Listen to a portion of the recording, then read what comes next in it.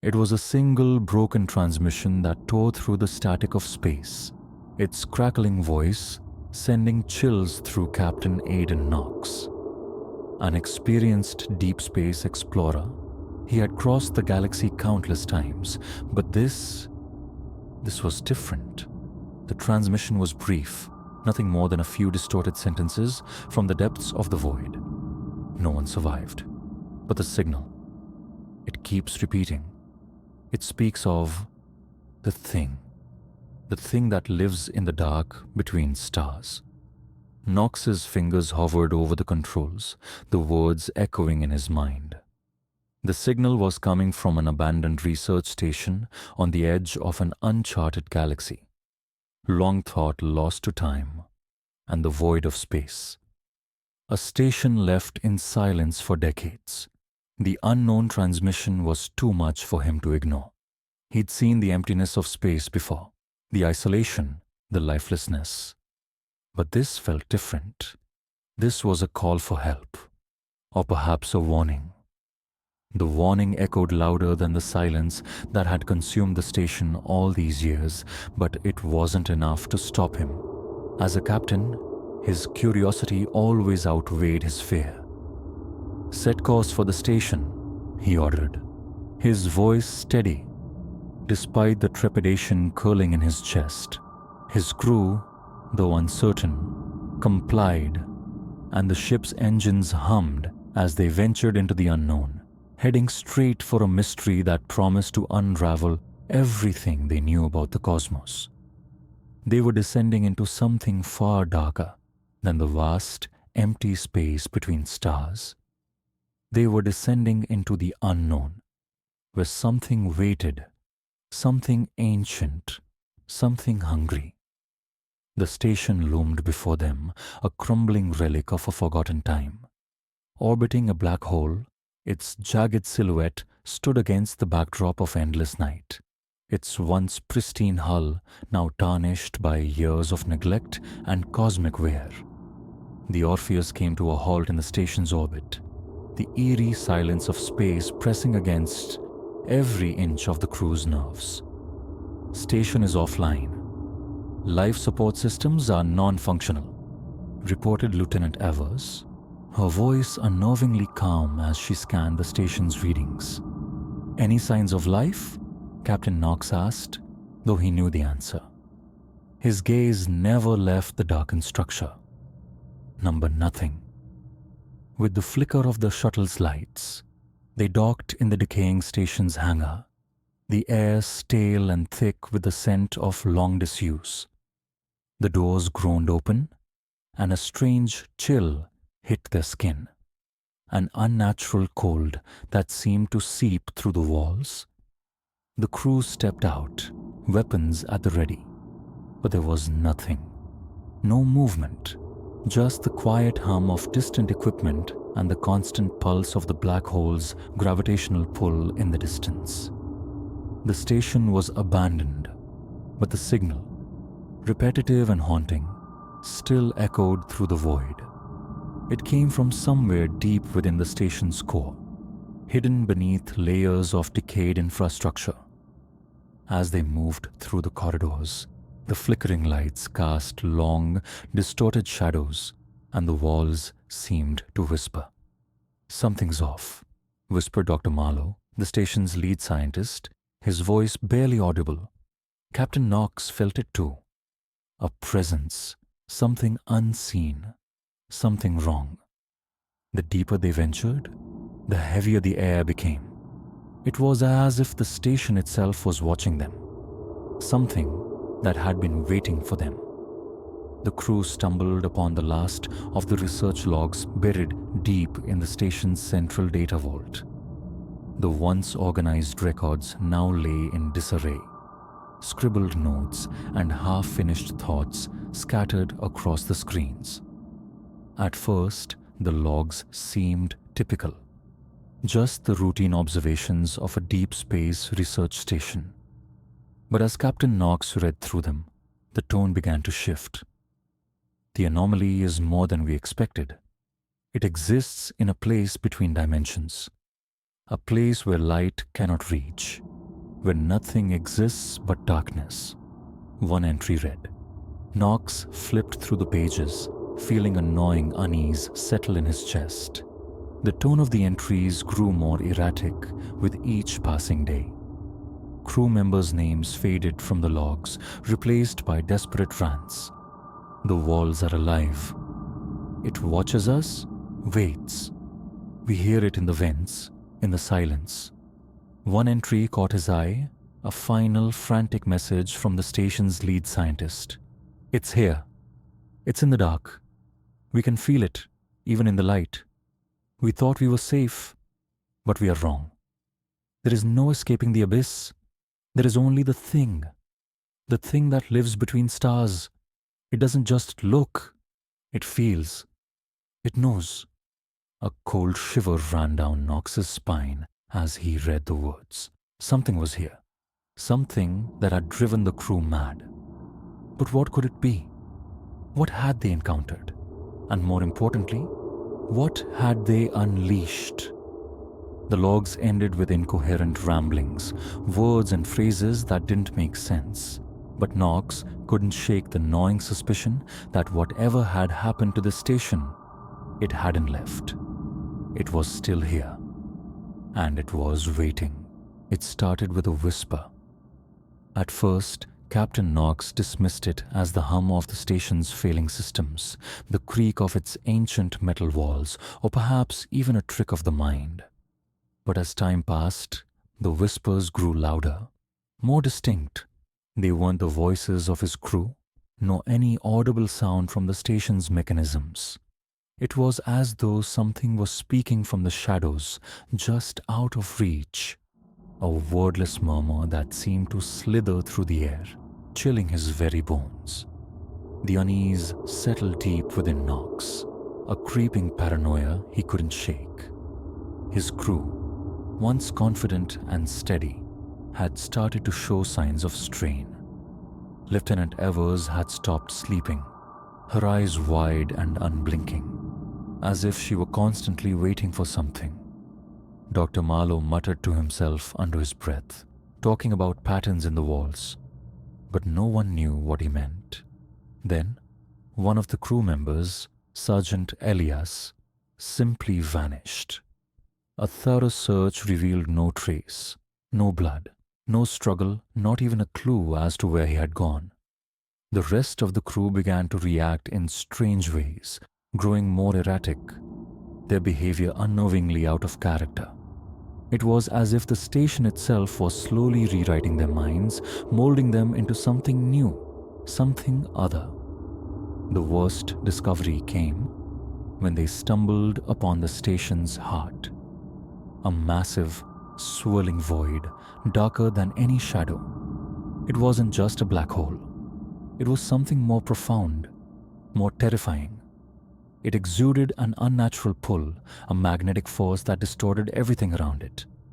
The air grew thick, oppressive, and a presence, indescribable, alien, seemed to loom over them.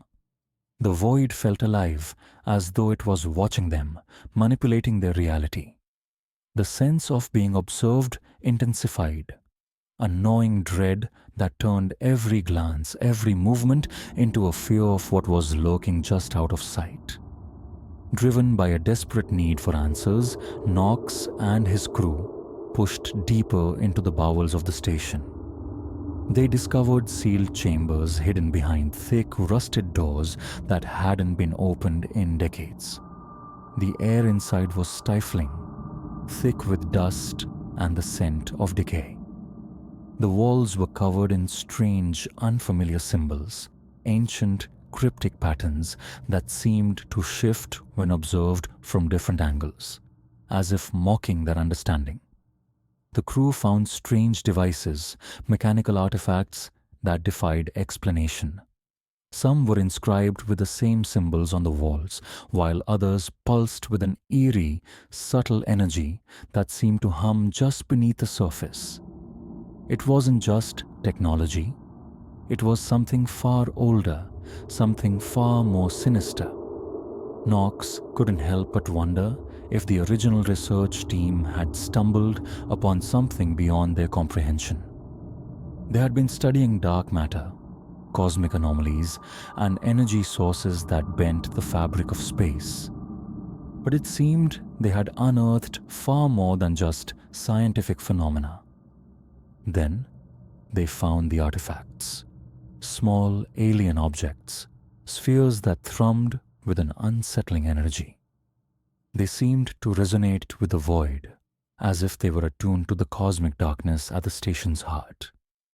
It dawned on them that these items were not of human origin, and perhaps the researchers had unknowingly triggered something ancient, something dormant for millennia. Knox's mind raced. He remembered the frantic ramblings of the last research team, their fear, their warnings. They had unearthed a doorway, a conduit to something far beyond the stars, something that had been lying in wait, ready to awaken. The void they had discovered wasn't just a black hole. It was a gateway, an invitation to something far worse, and now they had opened it. As the days passed, the very fabric of reality itself seemed to unravel around them. Time, once a constant in the emptiness of space, began to warp.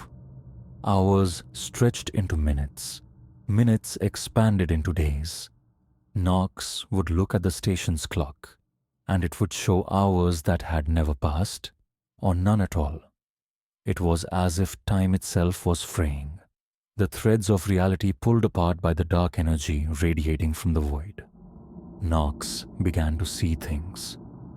At first it was small, a fleeting shadow, a glimpse of movement in the corner of his vision. But soon it became impossible to ignore.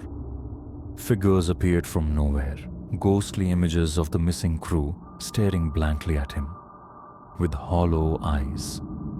They spoke to him in words that made no sense, their voices distorted as if they were trying to warn him. Or perhaps they were beckoning him into the dark. The hallucinations weren't just visions of the dead. Sometimes Knox saw the entity, the thing that had been waiting. Hidden behind the veil of reality, it loomed in the darkness, a presence so immense and unfathomable that it defied comprehension. Its shape was ever-changing, but its malevolent eyes, if they could even be called eyes, seemed to pierce through his very soul. The crew fractured. Each member succumbed to the madness in their own way. Dr. Marlowe stopped speaking, instead muttering in strange tongues, as if the void itself was whispering through him. Lieutenant Evers began attacking the others, convinced that the station was alive, that they were all just pawns in some greater game. Knox found himself losing grip on his own reality. He no longer knew if the events around him were real, or if they were the product of his own fractured mind. He was trapped in a cosmic nightmare, where time, space, and sanity twisted and collapsed into one. And the dark thing that had waited in the depths of the station was closing in, hungry, ready to claim them all. The crew could no longer deny it. The thing was real. What had once been whispered fears and faint glimpses had now coalesced into something far more tangible and far more terrifying. The air in the station grew heavier, charged with a palpable malevolence. The shadows around them twisted, creeping into forms that seemed to breathe and pulse with life. The walls themselves seemed to groan under the weight of a cosmic presence, bending and warping as if the station itself was part of the entity's domain. In a sudden, spine-chilling moment, the lights flickered, plunging them into darkness. A voice, low, guttural, and alien, slithered through the minds, each syllable 1,000 whispers that scratched at their sanity. The crew staggered, disoriented, and began to hallucinate. They saw their own reflections in the walls, but they weren't their own. Eyes filled with despair, faces twisted in agony. They were reflections of themselves, cursed by the very thing they had awakened. The entity wasn't just a presence. It was a cosmic intelligence, one that fed on fear, suffering, and despair. As they tried to escape, the station seemed to shift around them. Hallways looped back on themselves, doors led to nowhere, and every attempt to flee only pulled them deeper into the entity's grip. It wasn't just trapping them physically. It was bending their minds, twisting their perception of reality, forcing them to relive their worst nightmares. The entity was feeding off their terror, growing stronger with each passing moment. It wasn't just a hunter. It was an ancient predator, a force of the cosmos that had been waiting, watching, until it found prey. As Knox stood on the edge of a fractured reality, the gravity of the situation crushed him. The remaining crew members, what little was left of them, looked to him for guidance. But the truth was clear. There was no escape. The entity's influence was overwhelming. No matter how far they ran, it would follow. No matter how much they tried to fight, it would consume them. The station was no longer a place of refuge. It had become a prison, a threshold between worlds, and the entity was its warden. Knox had only one option left: sacrifice. "Leave," he said, his voice hollow, the weight of the decision crushing him. "I'll hold it off. You have to go. If you don't, we all die." The crew protested, but they knew it was futile. They were marked. The entity had already invaded their minds. It would not let them go without claiming its prize. Knox felt a cold surge of clarity as he turned toward the heart of the station. The void. The ancient force that lay within could never be destroyed, only contained. If he stayed, he could create a final barrier, a way to seal the doorway. But doing so meant he would never leave. He would be trapped, forever part of the entity's domain, feeding it with his suffering. The ship's engines powered up. His remaining crew left. But Knox knew the price of their escape would be steep. He set the controls, knowing the universe had already changed. Whether they survived or whether he truly sealed the rift, he could not be sure. What he did know was that, in doing so, he had drawn a line between worlds, a line that could never be erased. The Orpheus drifted away from the decaying station, its engines burning the dark expanse of space, a lifeline to safety. The few surviving crew members, haunted by what they had witnessed, were silent.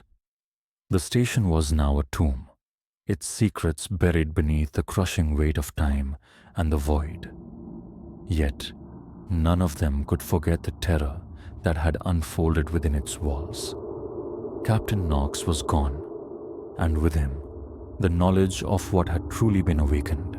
The survivors returned to civilization, but their minds were scarred, marked by the terrible truth they had uncovered. The universe, once vast and limitless, now felt small and suffocating. No matter where they went, they would never forget what they had seen, or what had seen them. The horror of the entity had not been extinguished. It was still out there, lurking in the deep spaces of the cosmos, its whispers echoing in the darkness. As the protagonist tried to resume a semblance of normal life, the memories of the station never left them. The silence of the universe had been shattered, and the knowledge of what lay beyond the stars consumed them. Yet, just as they thought they could put it all behind them, a message arrived. One that would change everything. A cryptic transmission, its words barely audible over the static, yet unmistakable. "Come back. It's waiting." A cold chill ran down the spine. The entity was not finished with them. Its reach had extended beyond the station. It had found its way into the mind, and no matter how far they traveled, the door that had been opened could never be closed. The horror had only just begun. The whisper was louder now, clearer than before. It beckoned them back to the void. And they knew, with bone-chilling certainty, that they would never be free.